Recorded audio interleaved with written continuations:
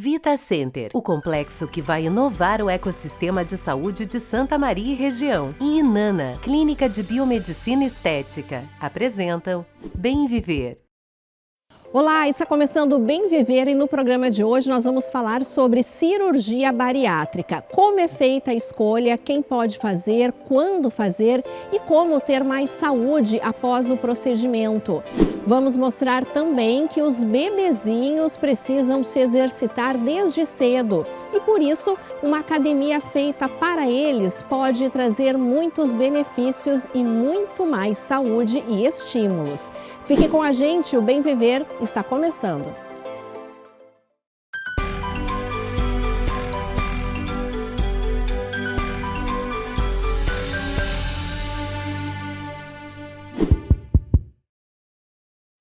Diante da demanda de pais e mães por atividades diferentes para os filhos, muitos espaços destinados a esse fim estão sendo criados pelo país. A Baby Gym, criada por um gaúcho e uma venezuelana, tem mais de 20 unidades espalhadas pelo Brasil. Aqui em Santa Maria, uma franquia foi inaugurada. No local, os bebês e as famílias suam a camiseta e se divertem juntos.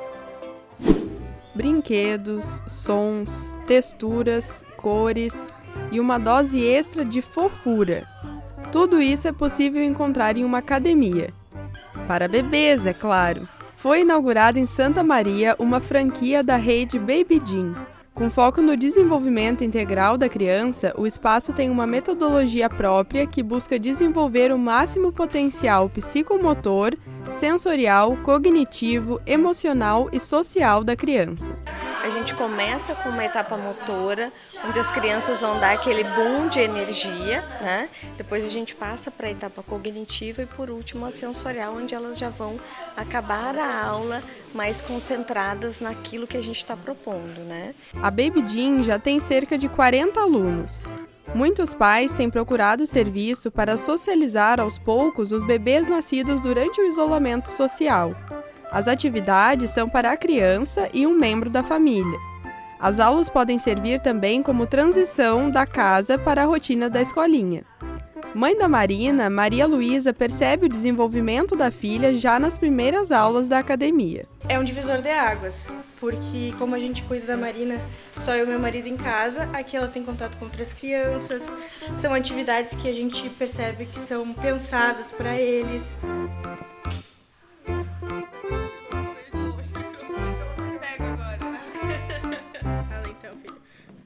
Então é uma experiência incrível e a gente pretende continuar pelo tempo que der com ela aqui na Baby Gym. O espaço atende bebês e crianças de 2 meses a 6 anos de idade, com turminhas de 6 divididas por faixa etária. A equipe tem fisioterapeuta, terapeuta ocupacional e psicóloga, todas especialistas em desenvolvimento infantil. As aulas duram cerca de 50 minutos e possibilitam diversos estímulos diferentes aos bebês.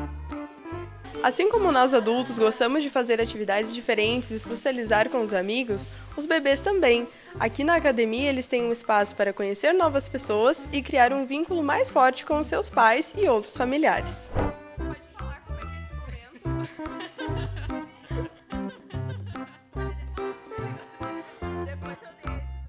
Então é um momento muito legal assim para nós como pais também, de estar junto, interagindo junto nessa horinha aqui que a gente fica semanal com ele e depois a gente pega essas dicas que elas dão aqui de vários exercícios para desenvolvimento deles e repete em casa, sabe? Que fofos esses bebezinhos e como é importante eles receberem estímulos nessa fase. Porém, alguns especialistas comentam que é preciso equilibrar a dose de estímulos para que os filhos possam assimilar o aprendizado e assim ativar a imaginação. Nós seguimos com o Bem Viver agora para um alerta sobre saúde ocular, isso porque em julho foi comemorado o Dia Mundial da Saúde Ocular.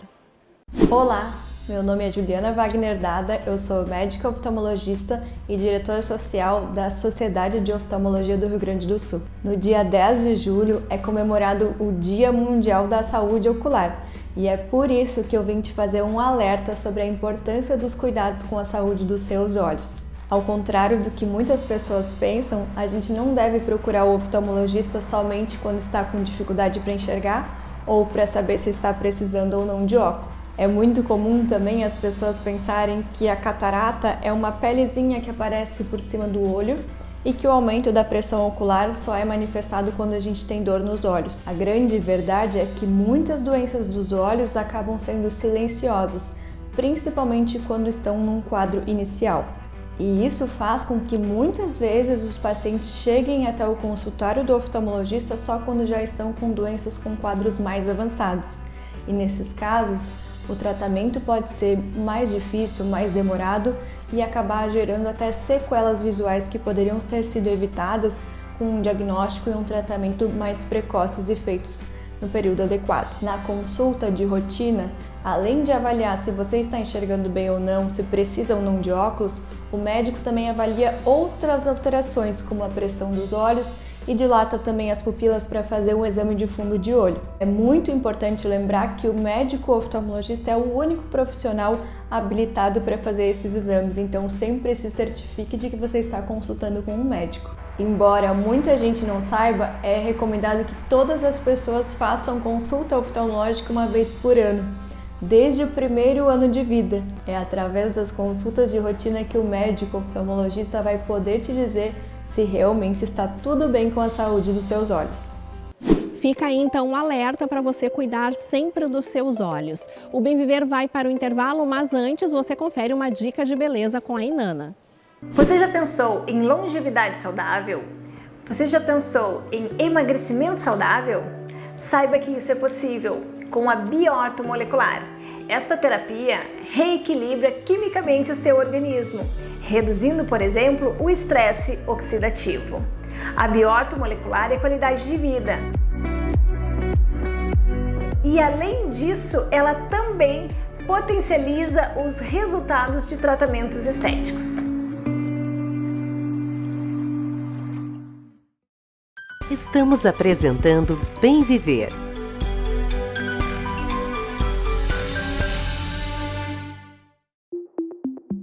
Complexo Hospitalar Astrogildo de Azevedo. Centro de referência em saúde no interior do Rio Grande do Sul. Uma estrutura que integra o Hospital Astrogildo de Azevedo, a Policlínica Provedor Wilson Aita e o Hospital Alcides Brum, reunindo uma equipe multiprofissional e equipamentos de tecnologia de ponta para ser referência em múltiplas especialidades. Por que você se cuida? Para viver aquele horizonte que faz bem aos olhos e ao seu coração? Para abraçar forte um dos amores da sua vida? Para mostrar que o tempo não apaga o seu talento? Para sentir a emoção na pele? Para tocar o paraíso ou fazer nada ao lado de quem é tudo? Cuidar da gente é uma das coisas mais importantes da nossa vida. É o que nós da Unimed sempre fazemos. Cuidamos do Chico, da Cláudia, cuidamos de todos a cada dia melhor, com os braços abertos para a medicina do futuro, para preservar o bem mais precioso, que é a sua saúde. E quer saber, a gente ama fazer isso, cuidar bem de ti, todos os dias, há 50 anos. Voltamos a apresentar Bem Viver.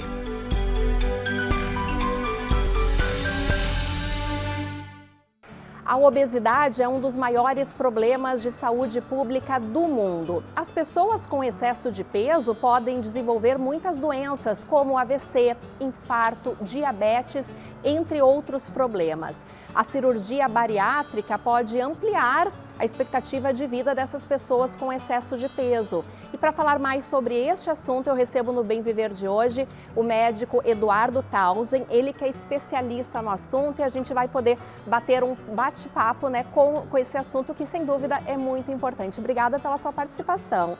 Que isso, Kellen, eu que agradeço o convite, uma honra estar aqui com vocês, conversando, né? Esse assunto muito importante, Poxa, né? Adoro falar desse assunto, trabalho com isso e sou apaixonado por isso, então é muito gostoso Ainda mais uma troca de bate-papo, assim. Isso. Doutor Eduardo, eu gostaria de saber, primeiramente, quem pode e quem deve fazer a cirurgia bariátrica. Vamos lá, então, pessoal. A cirurgia bariátrica não é para todo mundo, tá? Isso é uma coisa que a gente tem que deixar bem claro. Muita gente tem uma ideia totalmente distorcida sobre a cirurgia e pensa que, bom, se eu estou acima do peso, eu posso operar e simplesmente resolver o meu problema. Mas não funciona dessa maneira. A cirurgia ela tem indicações precisas, né? Nós sabemos hoje, como tu mesmo mencionaste, que a obesidade ela é uma doença que não é só pelo peso, mas por todos os problemas de saúde que ela acarreta e trazem junto, eles andam junto com a obesidade. E as pessoas que seriam candidatos, que seriam indicadas para fazer essa cirurgia é quando você já tem uma obesidade grave, tá? Como é que a gente mede isso?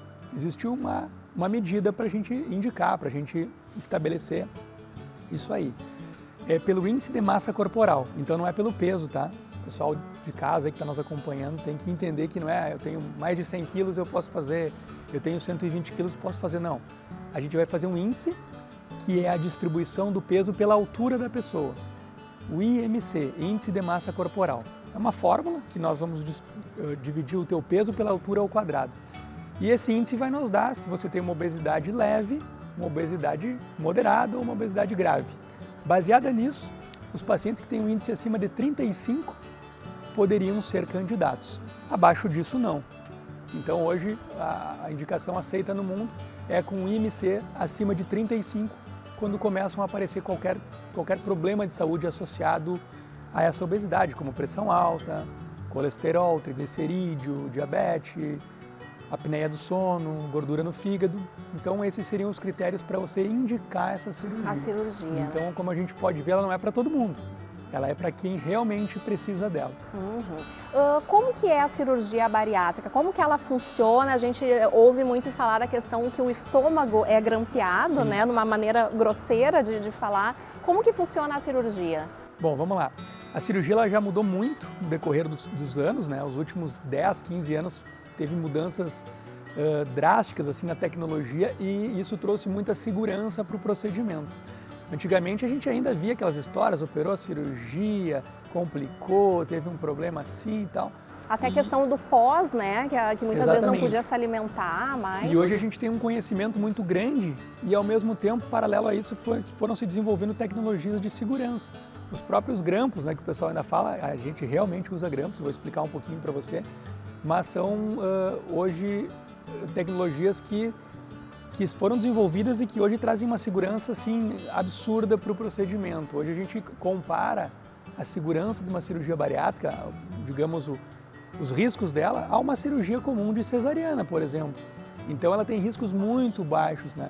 Uma cirurgia comum de vesícula, de hérnias, que o pessoal opera corriqueiramente, a cirurgia hoje ela está em patamares com números que as complicações e os riscos giram na mesma faixa desses outros procedimentos. Então vocês vejam como houve uma melhora, né? A cirurgia não é mais feita por corte, né? Antigamente o pessoal cortava, abria a pessoa, né? Hoje ela é feita por pequenos furinhos, pequenas incisões, que é a videolaparoscopia.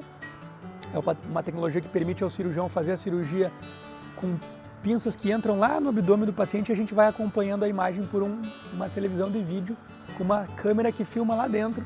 E isso amplia os nossos movimentos em muitas vezes, então a gente tem uma definição muito mais adequada que o próprio olho humano, né?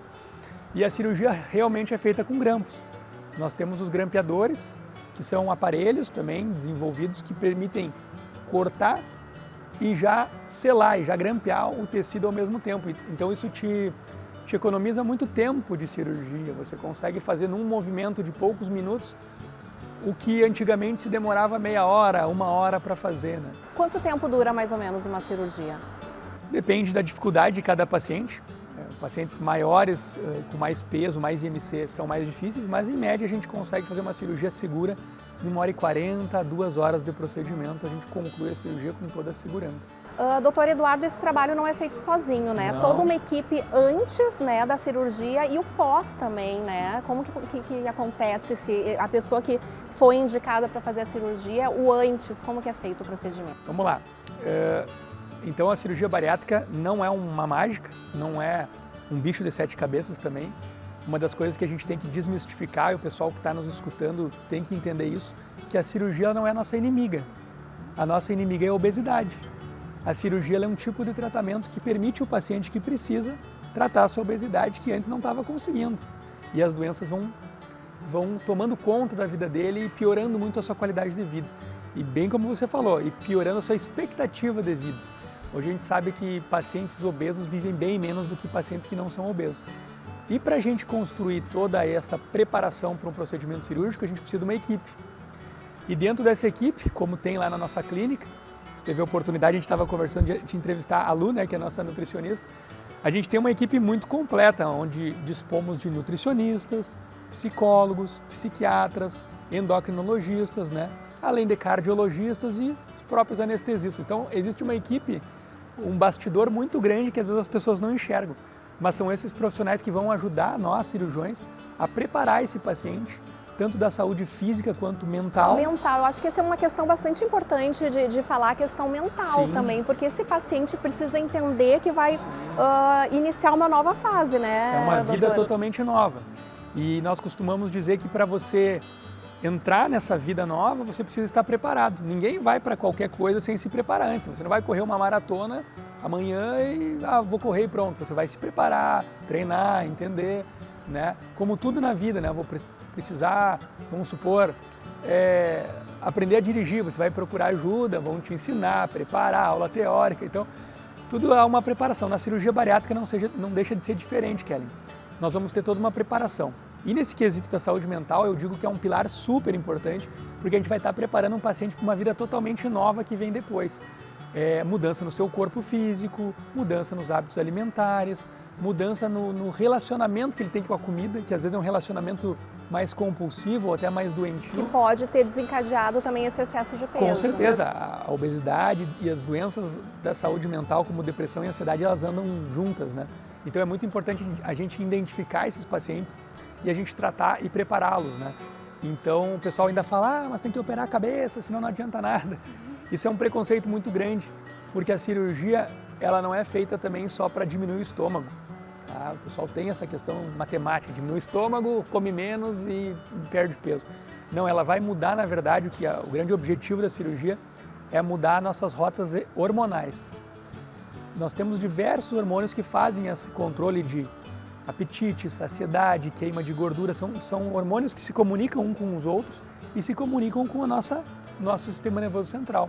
Então, a cirurgia, além de ajudar em todos os hormônios de melhora do diabetes, melhora da pressão, melhora do colesterol, perda de peso, melhora do apetite, ela também ajuda o paciente a escolher melhor os alimentos, né? E não ter tanta fome, ou não ter aquele excesso de comer com os olhos. Então a cirurgia também trata as questões hormonais do sistema nervoso central. É bem importante a gente falar isso, porque ninguém fala nisso, ninguém sabe disso. Agora, doutor, esse paciente que chegou para fazer a bariátrica, geralmente é um paciente que já passou uma boa parte da vida fazendo dietas, né, regimes, total. E depois da cirurgia, esse cuidado, lógico, com a alimentação, mas ele vai ter que continuar fazendo dietas e sempre atento com a alimentação para o resto da vida? Sim, atenção com a alimentação, por isso que eu falei de se relacionar novamente de uma maneira saudável com o alimento é fundamental, né? Como eu falei para você, a cirurgia não é milagre, né? E não é garantia que essa pessoa não vai voltar a obesidade, a ser obesa. Como eu te falei, ela que é o nosso vilão, a cirurgia não é nosso vilão. A obesidade, ela é uma doença, as pessoas têm que saber que ela é uma doença crônica e sem cura. E a cirurgia vem com um objetivo único de controlar essa doença. Então, para você ver, ela não tem uma cura específica, você não consegue com a cirurgia curar um paciente, mas você consegue dar um controle talvez para o resto da vida dele. E para isso, invariavelmente, a gente trabalha muito para ele mudar os seus hábitos de vida. Então, comer melhor, né? Praticar exercício físico regular, tomar água, acompanhar com uma nutricionista, acompanhar com o seu médico, com a sua equipe. E você já parou para pensar que se você que se cuida, ou qualquer pessoa que mesmo não operou, mas se cuida, ela já já possui esses hábitos. O que a gente quer é desenvolver num paciente que não tinha esses hábitos uma ferramenta, que é a cirurgia, para controle do peso, mas que se associe com uma mudança no estilo de vida. Então, isso é fundamental para o paciente entender. E os que entendem, Kellen, poxa, a vida melhora da água para o vinho. Se você pegar relatos, é impressionante o quanto qualidade de vida eles vão ter a mais depois da cirurgia. E doutora, quanto tempo então para ter essa qualidade de vida melhor, para ter esses resultados após a cirurgia? Os primeiros dias você já começa a ter resultados incríveis. Assim. Uhum. Pacientes que têm apneia do sono roncam muito, no caso dos homens muito obesos, em 7 a 10 dias eles começam a parar de roncar, né? Dores nos tornozelos, nos joelhos, que são dores articulares pela carga do peso. Em 15, 20 dias você já começa a ter melhora importante das dores. Eu tenho um dado que eu trago para vocês que é muito interessante. O paciente diabético, e a cirurgia vem também para modificar esse ambiente da glicose, da insulina e melhora o diabetes. Ela já é um tratamento aceito hoje em dia para o diabetes. O paciente sai do hospital, Kellen, com 24 horas de cirurgia e a glicose já começa a normalizar, sem uso nenhum de medicamento. Então você vê a revolução que esse tratamento traz para um paciente talvez que usava um monte de remédio, insulina, era dependente de medicamentos. Então isso é um dado muito interessante e as pessoas também às vezes não sabem disso. Mas a gente não está muito focado no peso. Eu costumo dizer que se o paciente perder 30, 40, 45, 50 quilos, para mim, Eduardo, tanto faz. O importante é que ele melhore a sua qualidade de vida, né? E isso não é o peso que vai ditar. É a melhora das doenças, é você deixar de tomar 3, 4, 5 comprimidos ao dia. É você realmente mudar o teu estilo de vida. Então a cirurgia ela é uma ferramenta para abrir essa porta de uma nova vida. E a cirurgia como ferramenta, que nem você está falando, pode servir como estética, a parte estética, as mulheres podem fazer pensando mais na parte estética e não tanto nos problemas de saúde que quem tem excesso de peso? Essa pergunta é muito boa porque o grande público que a gente tem hoje, né, a gente vê na nossa clínica, são mulheres, a grande maioria são mulheres que buscam. Eu acho que a mulher ela cuida melhor do corpo, o homem um pouco, talvez não dá tanta atenção e vai começar a ter atenção depois de uma certa... quando já está pior assim de saúde, né? A mulher ela se liga mais rápido nos seus problemas de saúde, então ela procura mais antecipadamente, talvez, perder peso, uma qualidade de vida e acaba chegando até nós também. Como estética, a gente não deve pensar, porque a cirurgia ela não é uma cirurgia estética, ela é uma cirurgia para melhora da qualidade de vida e trazer mais saúde. Só que não tem como a gente separar esses dois lados, principalmente para o público feminino, né? A mulher ficar magra é uma coisa que ela deseja, e não está errado, né? Eu costumo dizer para minhas pacientes e para quem conversa comigo sobre cirurgia que ficar magra e bonita é a cereja do bolo. Mas antes a gente vai conseguir ganhar qualidade de vida, melhora das taxas dos exames de sangue, menos dor, um sono mais reparador, ou seja, mais liberdade para a pessoa. E é claro que com a perda de peso, você colocar uma roupa M, para quem usava extra G, às vezes nem tinha roupa para colocar, não conseguia cruzar a sua perna.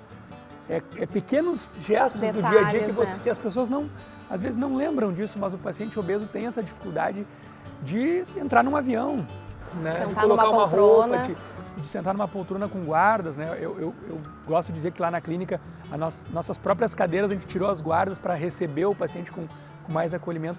Então, é difícil desvincular isso, mas como eu estava te falando, a mulher colocar uma roupa tamanho P, tamanho M, se sentir bem, usar uma saia, uma bota que ela não conseguiria usar nos últimos 5, 10 anos, isso traz uma satisfação pessoal incrível, né? Doutor Eduardo, a gente sabe que o SUS, né, ele tem a questão da cirurgia bariátrica para as pessoas, mas infelizmente consegue atender apenas 5% da demanda em todo o país. É um número muito pequeno diante do número de pessoas obesas que a gente tem no país e cada vez mais, né, doutor? Inclusive as crianças é uma preocupação, que estão se alimentando mal e tendo obesidade. Aqui em Santa Maria, esse procedimento é feito pelo SUS ou ainda não? Então, aqui em Santa Maria, infelizmente, nós ainda não dispomos desse procedimento através do Sistema Único de Saúde, o nosso SUS, né?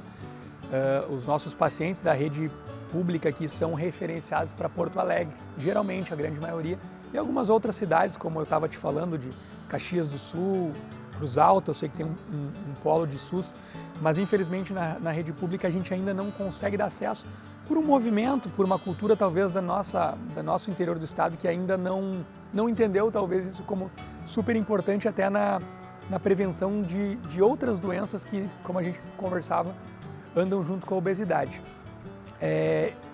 não existiu nenhum movimento no sentido de trazer verba, recurso, um ajuste de uma ala específica do hospital, né? Eu estava te falando também que nós não é só operar o paciente, a gente precisa de toda uma estrutura como os profissionais, como nutricionistas, psicólogos, endocrinologistas que são envolvidos nesse atendimento do paciente obeso, uma própria enfermaria, uma cama que suporte um paciente mais pesado, uma porta onde ele possa passar, um banheiro mais adequado para ele usar. É toda uma então, estrutura. É uma estrutura muito grande que vem junto quando você precisa abrir um serviço de referência para tratamento de obesidade.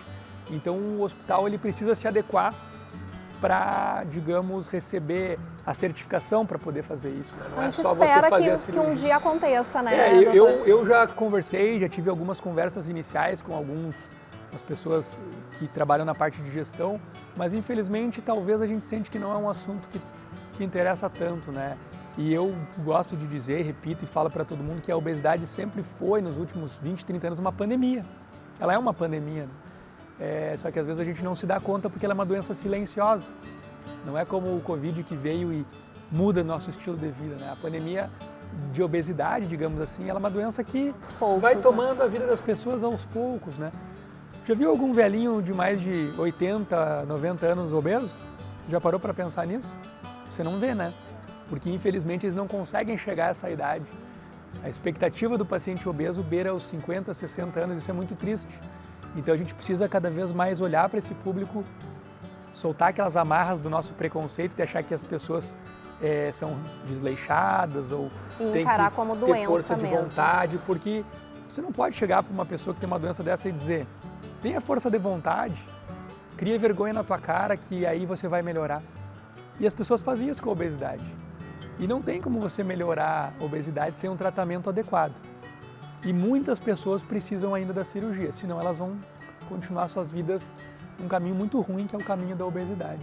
E aproveitando, então, a gente vai encerrando, infelizmente, o nosso tempo está terminando, mas eu gostaria que você falasse a respeito das variações da cirurgia. Sim. Inclusive tem uma especialização que foi feita na questão da robótica, né? Os robôs, então a máquina ajudando na cirurgia.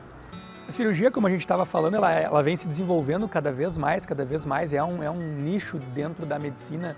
A cirurgia bariátrica, ela é uma subespecialidade, né, que vem se desenvolvendo muito. Assim como antigamente se operava aberta, agora nós migramos para o vídeo e nós já estamos indo para uma cirurgia robótica. O que é a cirurgia robótica? É uma cirurgia que vai ter o auxílio de um robô. Esse robô, ele geralmente tem 4 braços e ele vai fazer a cirurgia dentro do paciente, sendo controlado pelo cirurgião numa plataforma de controle. Então, o mínimo detalhe que eu controlar, o robô consegue fazer isso lá dentro do paciente. É uma cirurgia que envolve mais custo, mais tecnologia, né? E ela vem se desenvolvendo. Hoje aqui em Santa Maria ainda não dispomos, é uma realidade. Eu mesmo acabei de fazer a minha habilitação em cirurgia robótica. Pretendo que os próximos meses, anos, a gente consiga trazer para o nosso paciente ter acesso a essa tecnologia, porque ela reflete em segurança, e muito mais segurança. Porque aquilo que eu te falei que o olho nu no vídeo aumenta, muitas vezes você vê detalhe, você imagina você ampliar mais ainda com a plataforma robótica, né? O robô, ele tem uma coisa que eu acho fantástica, que ele tem dispositivos de segurança. Então, se ele nota que o cirurgião vai fazer algum movimento mais brusco, alguma coisa, ele mesmo pode controlar o tremor ou o impacto desse movimento. Então, ele reflete em cada vez mais segurança. Nós esperamos que os próximos anos a gente já tenha essa tecnologia disponível aqui na nossa região. Cidade. Vai ser um prazer assim trazer para cá. Eu estou me empenhando, é uma bandeira que eu estou levantando para trazer a tecnologia de cirurgia robótica para Santa Maria. Perfeito, então. Doutor Eduardo, muito obrigada pelas informações. Um assunto de extrema importância para todas as pessoas. A idade para fazer cirurgia, a partir de que idade? No Brasil, hoje a gente pode fazer a partir dos 18 anos. Até 65 anos, né?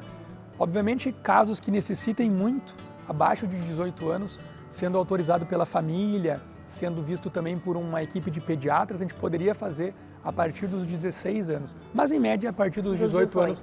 E nós encerramos o Bem Viver, então, com essa entrevista cheia de informações para você. E o programa, então, vai ficando por aqui. Você segue com a gente, nos acompanhando nas nossas plataformas digitais e, é claro, aqui na TV Diário. Uma ótima semana para você e até o próximo programa. Até lá!